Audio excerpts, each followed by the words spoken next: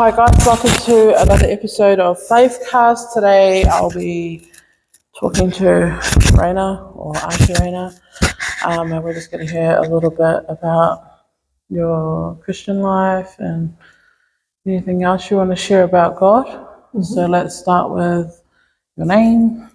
Okay, my name is Reina. The surname De Vries. I'm married to Jack De Vries. Yeah, that's my name. Where do you originate from?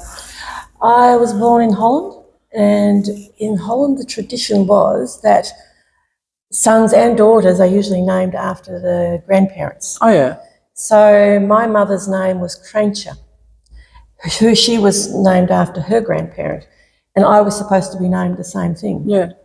And she hated it so much that she kind of adapted it to the name Reina, unknowing at that time that the way it's spelt and the way it's pronounced is actually the Spanish word for queen. What? So you are in the company of royalty.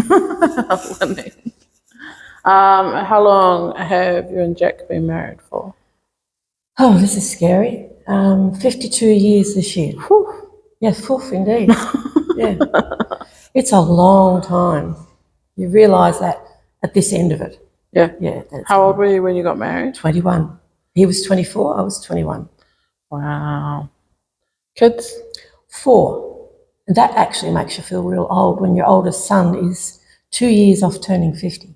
What? And they're 48, 46, and then 43-year-old twins.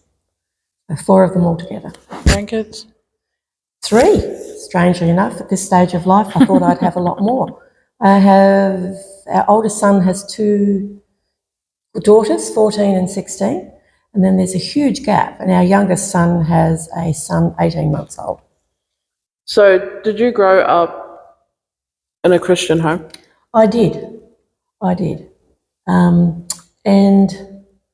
I realised that has had the most significant role in my life, that we were brought up.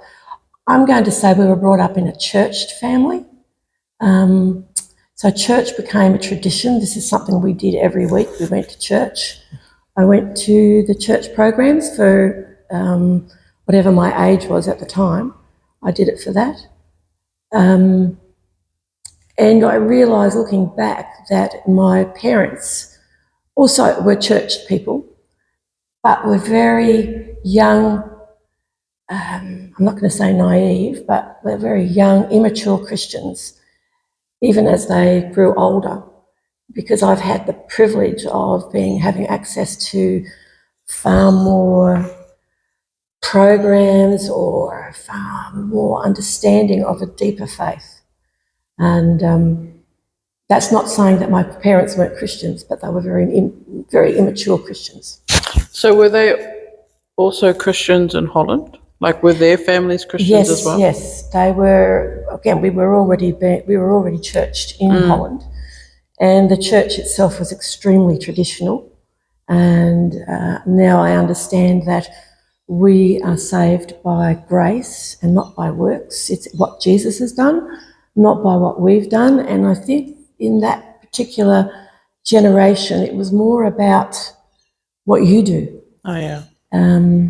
Yeah, they were very, church attendance twice every Sunday, don't shop on Sunday, read the Bible after dinner every day. These are not bad practices, not bad at all. But I think in the generation of my parents, it was seen as a way to salvation. Oh yeah. Yeah. Like ticking a list. Ticking the boxes, Yeah. That's right, yep. So what then changed for you? Or when? Let's go with when first. And when I look back, I think it took me a long time. So we migrated from Holland when I was about 6, and we attended a Christian Reformed church for all our lives, went to all the children's programs, ticked the boxes once again. And then when my kids went to school, they went to a Christian school, and several times during those years I was on the board of that Christian school.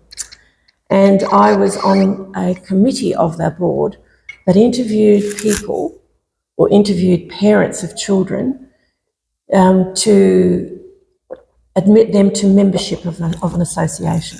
Oh, yeah. And during those interviews, I came to see the difference between people who had always been churched their whole life and people who had come to faith later. And I was absolutely gobsmacked at the enthusiasm, the passion of the people who came to faith later, a bit like you. Yeah. So as people who had been churched, there's nothing wrong with that. And I'm very glad for my background. I draw on it all the time.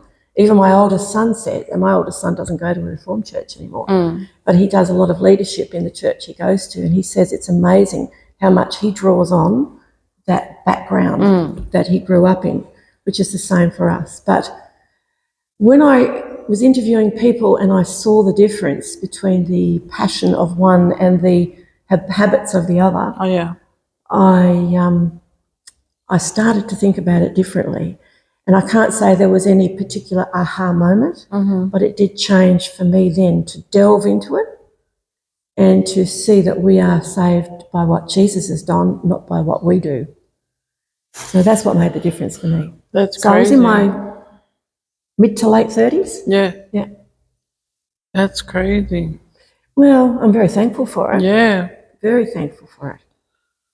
Let's look at, so you working in that space, was Jack the same?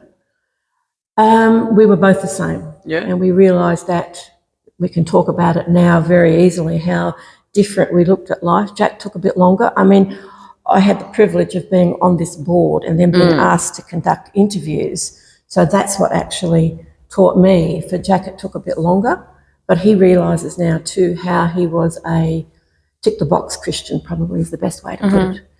And then started to realise, probably in his early 50s, that he was not saved by his parents' faith, which is, by the way, how I used to view it too, in a way, that I would ride on the coattails of my parents into heaven, and that's not the case, and that it's a faith of your own, but not by what we've done, but by what Jesus has done. Yeah. Yeah. We can't do anything. So because you had to deal with that changeover later on, did that affect anything else in your life? We are the raising of our kids. Yeah? Yeah. Because how old were the kids by then? But let's say I was 36 when I got that clarity. Then they were 6, 9, and 11. And even now, I still am surprised that they will talk about the traditions that they were brought up in, and I thought that I'd done it differently, but they still felt that tradition and that focus on tradition. But some of the programs of the church, like we went, when I was growing up, I went to catechism, and we sent our kids to catechism, but then there came a time when we thought about it and we thought, actually, they hate going here. What is it doing? So we decided to do it ourselves as parents. Oh, yeah. So every evening after dinner, we would actually do a Bible reading or something about theology, something about catechisms. And I realised that tradition is really, really valuable. Because if you don't have that tradition, it takes a long time to actually develop it. Yeah. As you have found too, like that knowledge of Old and New Testament, knowledge of some of the church history, it is valuable, it has a place. But when it produces anger in kids or resentfulness in kids, it's just not on. Yeah. So we actually tried to differ it there. We were a lot less strict, I suppose, with our kids than we had been ourselves. I know kids that have had, and my son is one of them, who had a particular talent for a sport, but because the sport was played on Sunday, they weren't allowed to do it because Sunday was church day. Yeah. And I still hold to that as well. But it has to be our son's faith, not our faith, that determines it. So they were not able to pursue that talent that they had because of that. I'm not quite sure what I would do with it now. I really don't. But I believe those talents are God-given as well. So our son did miss out on becoming a more a professional type of player. And professional is the wrong word anyway, but more, sort of Making a career out of it. or even a higher level of the sport. Yeah. So that not a career. I don't think he ever would have done that. But at one stage, our second son was chosen to represent the state, and he himself made the decision that he didn't want to do it because it interfered with Sunday church worship, following God. And I was very proud of him for making that particular decision. I don't think he was about 14, 15. Wow, that's still young to make a decision like that. Yep. That's sacrifice. So do the kids ever talk about, or have they ever talked about the change when they noticed a change in Jack? Actually, no. They don't. I don't know if they would have identified it. Yeah? Yeah. They don't. That's crazy. And, it could also be that I've missed it. Oh, yeah. So, not that I can remember, I'll say. Yeah. Yeah. So, in my interview, I talk about you lots about one-to-ones and life groups and being there for me during my wedding and everything. I just want to ask you to tell them how important doing one-to-ones and life groups is for you. Yeah, I've actually done one-to-one with a number of people. Mostly with people who came to faith later in life, but not always. So one-to-one was important. And I have to emphasise that it's important for me as well as for the other person. It's not just that in your case you learn from me, I also learn from you, and I'm very grateful for that. But a couple of people that I've done one-to-one with, and to the point that they actually did their profession of faith in church, no longer come. And that kind of jarred my confidence. But again, it's not about me. It's about the work that Jesus is doing in their lives. And I have to realise that God may well have been working in their lives and may bring them back to faith at a later date. But the honour and the privilege of seeing the growth, I have no words for that. And there was one particular person who struggled all the time with thinking that she had to be perfect. She had to be good. She had to be like that person or like that person. And then one day we were doing a program. I can't remember at this particular point what it was called. And it came to the time came to the crucifixion. And Jesus was on the middle cross and he had a robber on each side of the cross. And one of those robbers said to Jesus, today, remember me, just remember me in your kingdom. And Jesus said to him, today you will be with me in my kingdom. And it was a real aha moment for that person. It was like he had never ever had never gone to church, never done any of the good things. He was a robber. Yeah. He was a horrible person. And yet at that moment when he expressed faith in Jesus, he was welcomed into God's kingdom. So it was a really important moment, but a great moment for me to be able to observe. And I know that particular person, while she's not coming anymore, has really grown as a Christian as well, but there are serious things in her life which stop her from coming. Yeah. And having you one-to-one has been, it's been a great privilege to engage with you. And you also have a capacity to understand in a way that not everybody has. So it's been a growing experience for you, but it's also been a growing experience for me. We have to realise these things are mutual. It's not just about the mature Christian mentoring the younger Christian. It's go backwards and forwards. And I know that I have been blessed by you. And as I said a little while ago, having you get ready in my house for your wedding, I just remember that as such a great day, such a great gift to give, but you gave me one too. So I can't express it strongly enough that the relationship that we have built is important, but it's just wonderful. And that's what I need to say too. When you meet with somebody one-to-one, from the very beginning you have to establish confidentiality.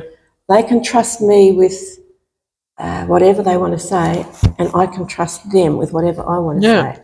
And often when you mentor somebody, to establish that confidentiality, the mentor has to share something of themselves. Yeah. Because that gives the other person the ability to see, so she trusts me with that stuff, so I can trust her with other stuff. I hope I've explained that properly. Yeah, definitely. So have you always done one-to-ones with younger people, or? No, I have done a few, probably when I was in my 50s. Yeah. I did do one-to-one with several younger people. But as I got older and the church started to grow from the community in, then it started to become older women. Oh, yeah. Yeah. So, yeah, even at one stage there was a relationship I had with a woman who's a bit older than me, and it was a mutual Oh, that's cool. one-to-one. Yeah. Yeah, we just sort of mentored each other and gave each other the gift of that ability to confide, Yeah. whatever. So, That's way cool. What about life groups? Oh, my. life groups, you mean the ones that I've been in? When we first started life group, gosh, it must be 12 years ago now, Yeah. we joined, and it has, and we're still part of the original group, but we're the only people who were that were in that original cohort. Yeah. So, yeah, it has changed. It is really valuable. And I think what we're still learning to do is pastoral care in that group. Yeah. So last Friday, we had pastoral care. We had life group. And we were talking about pastoral care, which is the new program that we're going through. And I realised on that particular night that there were one couple in our life group have just had a new baby. Somebody else in our life group has been, because of family situation, has been absent for a while. And I thought, actually, I haven't been pastorally caring for them. I haven't touched base with them. So as a result of life group last Friday, I've touched base with those two people, and the expression of appreciation was humbling more than anything else. So it's just, life group's not just about the time we meet together on a Friday or on a Sunday or whenever. It is about the time in between as well. And when we know something significant is happening, we need to touch base. It's as simple as that. Just need to touch base. It's like about doing life together, really. Yes, it is. And that I realised last Friday, that I hadn't been doing that with this particular group. Even like it's very multicultural. So I'm also aware of the fact that different cultures have different practices. But I've now made a date for next Monday to go and see the couple who've just had the baby. Oh, yeah. So, and that was just as a result of that particular program. So I'm sure there's more to work on. That's cool. Shane and I always talk about, so when we came in, we had you pastorally caring for us. We had Glenn pastorally caring for us. So we're very thankful that you guys have done that, because though you say to me all the time we do it naturally, we actually had to be taught how to pastorally care for people as well. Yeah, I hear what you're saying, but what I observe, and you can correct me if I'm wrong here, what I observe of Maori culture, which you and Shane represent, there is seems to be a natural way that Maoris care for each other. You take in your brother, you take in your sister-in-law, you take in other kids. They find a home at your place. While that's true, it's now coming from a Christian perspective. It wasn't unnatural to you. Because of the Maori culture. Well, we just had to be taught to say when to say no. That's not important. Very important. Yes. So in your time of being in your life, I'm going to say you would have seen some significant changes. Have any of them, like I know you would have seen God walking through the whole lot, but have any of them stood out a lot where you could really see God making moves? To be honest, just before, I grew up in Adelaide. When I was 19, I moved to Sydney. So I've been part of this church ever since. So it's 53, 54 years. Got married in this church. No, I got married in the Reformed church, but in Adelaide. So you were part of the Reformed starting church in of Adelaide. this church? No. Jack has been part of this church since he was about 6. What? I know. So, but as you know, when you immigrate to a country, you do gravitate towards your own nationality. So when the Dutch immigrated to Australia in the late 40s and 50s and 60s, they gravitated towards a Christian community, which the church was the outworking of that Christian community. So when I came to Sydney, it was to get to know Jack better, to see if we were going to go somewhere. And so he'd been a member all the time, and I became a member when I was 19. So have I seen some changes? Absolutely, absolutely. There have been a lot of sad events in this particular church, and God has worked with the community. But just before Brian Vartstra came to this church, Jack and I were looking for somewhere else. We were just felt that this was not the place where we would continue to grow in our faith, and we looked quite a bit. But at the same time, both of us were part of a committee. I was part of a committee, he was part of the leadership of the church, where we started to realise that the problem was a leadership problem. There were some very humble, godly men who were in leadership, but that was not the leadership we needed. We needed a driving force, which turned out to be Brian, and we were part of that movement towards Brian coming. And Brian brought with him a leadership style which was something we'd never seen before and something people objected to, but God brought him in at the right time. So things as simple as changing the name of the church from Blacktown City Reformed Church, Blacktown Christian Reformed Church, to New Life Christian Church affiliated with the Reformed churches. We suddenly saw people walk in from the road. We'd never had that before, yet we were on this location. I think in the word reformed was probably a hindrance. Reformed from what? So the name change brought in quite a few people. And then Brian taught us about welcoming new people and how that was important, but not just welcoming them into the building on a Sunday, but things as simple as remembering their names. Next time that you could, by establishing an early relationship, getting to know them, letting them know me or us. Hospitality was a huge thing. And you'll find people here today who have said that what kept them here was the welcoming nature of the congregation. I think that still happens. It's a different group of people doing it, but it's the same thing. It's establishing that interest in other people, and therefore they come into the building and they feel welcome, they feel part of it, and they are in a far better place to grow. So have we noticed big changes? Because that was your original question. Huge changes. That's crazy. I knew that Brian came in and made changes, but I didn't realise that just by changing a name. No, and it wasn't only that. And it wasn't, because somebody who belongs to another Reformed church said, maybe we need to change our name. But he took us through a process. He took us through a biblical process of why this was important. And because if you just change your name, that's not enough. There's got to be reasons for it. And it wasn't the only thing. And Ingrid, Brian's wife, who ran the kids program, I mean, there were times when her kids' talk was a sermon in itself. And it was always based on whatever Brian was preaching about that Sunday. So one complemented the other. And that was the church we needed to become. And we're still on a journey at the moment. But the change started, for us, it started at that point. I agree with you about Ingrid's kids' talks.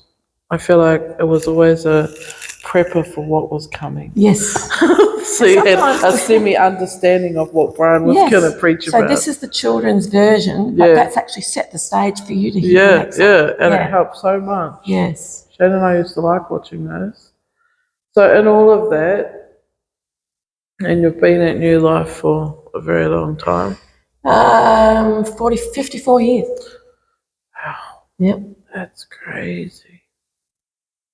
Never have you ever gone to any other churches? At that one stage when we were looking, yes, we did. We That's the only one time? So you've just stayed in Reformed? Yep. Wow. Which was part of, again, the tradition that you were brought up with, or that you considered that Reformed Church was the right place to be. But I've also learnt since then that there are some wonderful gospel churches around that preach the gospel every week. And they are not just Reformed churches. But it's interesting that that's what you can grow up believing. So for people that have questions about the Reformed Church, what makes it different from any other churches? Well, I don't know enough other churches, but it is a gospel-focused church. It focuses on Jesus, his dying and his resurrection and ascension, and that was done for our sin. I think the big message is we can't do any of this ourselves. That is such a big message that we're unable to do anything to save ourselves. It has to be what God did through his son, Jesus. And I think that's what is heard here every week. And I'd like to say that every Sunday, if you come to this church, you are going to get gospel uppercuts. Yes. And not feel amazing walking out the door. But I feel like you need that. Yeah. That's tough love. Yeah, well, the thing is, if you go to church to feel good, once a week's not going to be enough. For a start, you need to fix more often. Yeah. And the fix is not really in a message from somebody else. The fix is in God's word. Yeah. And the understanding of that comes often from the pulpit. So I like talking to you because you and Jack have always worked in boards or in the back end of the church, not what everyone else sees. And that honestly has given me lots of help on how to deal with all of my stuff.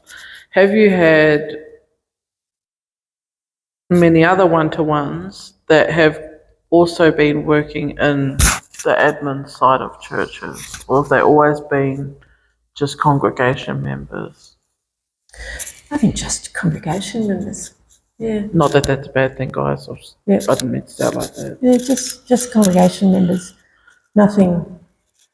Not necessarily people in leadership. I'm really thinking about that because I'm thinking back. I think just congregational members who were keen to grow in their faith. Yeah. Because I was thinking about it this morning. Like how what questions are you going to ask? I don't know yet.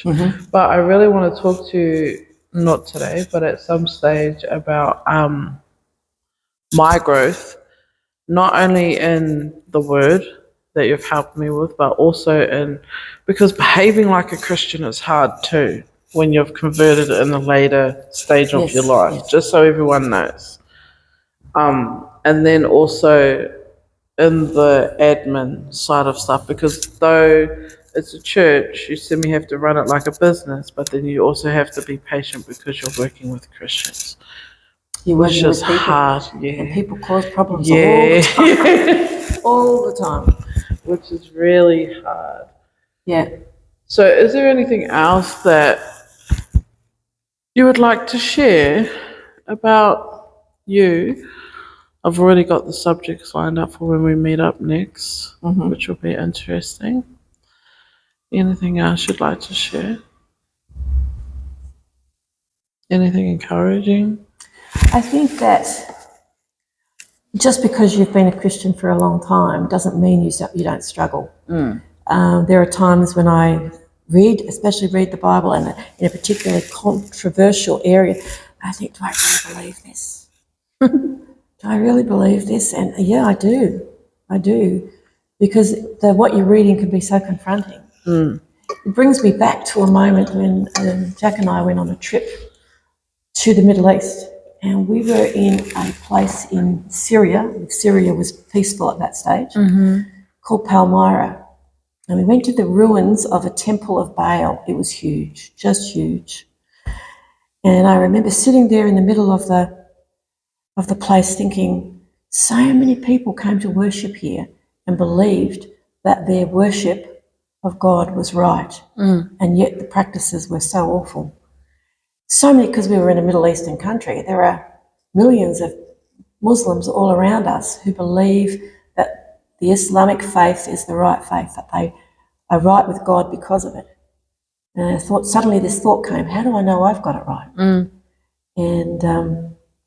And then a moment or so later, of course, because all those different faiths depended on human behaviour. Oh, yeah. If I just bring this sacrifice to God, if I just do this, if I give tithes, or if I pray 5 times a day, that makes me right with God. But nothing will make us right with God. It was only grace that made it possible for us to have a relationship with God. And Jesus provided that grace by dying in our place. And I was reading a book. I'm reading a book at the moment. I think I told you, by Paul Washer. It's quite intense. And he made the point too that often we focus on the torture, the punishment, the cross of where Jesus suffered. He said, but many martyrs have suffered that and worse. The worst part of Jesus' suffering was that he is part of the Godhead. And at that moment, God turned his back on him. Yeah. Because God demanded justice for sin.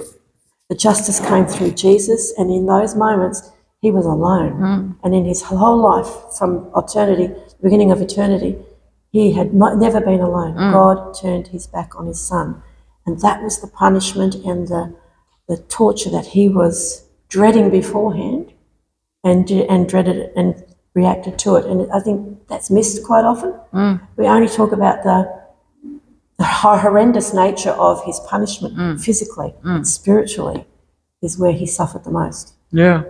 Thanks for putting that out. I didn't actually think about that myself until you were just talking about The it. book that I'm reading, it's by Paul Washer, and Paul Washer himself is a very passionate, intense preacher, and he points that out. And I thought, yeah, we do. And then often there have been Christian martyrs and others who have died similar deaths. So the worst thing for Jesus was spiritually. He was abandoned by his Father in those moments. Which even as a human, I think I could not.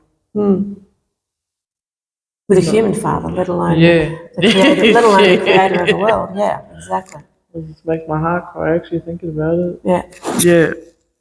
Well, that's encouraging too, that we need to be remembering that. Because like Shane always says all the time, that Jesus came down so that he could suffer how we suffer. So we have an understanding, kind of. Well, he was tempted like we're tempted. Yeah. Only he was without sin. Yeah. Yeah. So he was tempted like that. Yeah. So that he understands the struggle that we have humanly. But his godly persona never succumbed to the temptations, whereas we do all the time. It's just crazy. What I wouldn't give to be back in those days to witness that. Yeah, but sometimes I look at, say, a person who comes to faith later, and I think, wow, that must be so good, because you become so passionate about it because it's such a new thing. And you must look at me and think, oh, to have all that grounding in a background, to have the training, you might not have drawn on it till you were, in your 30s, but you've got that to fall back on. So each way is God's choosing of how we come to faith. I definitely agree with that. All right, so guys, we will be back with Auntie Reina, and probably after Christmas. Yep. To lock in some more subjects and talks. Thank you very much for You're being very willing welcome. to do this.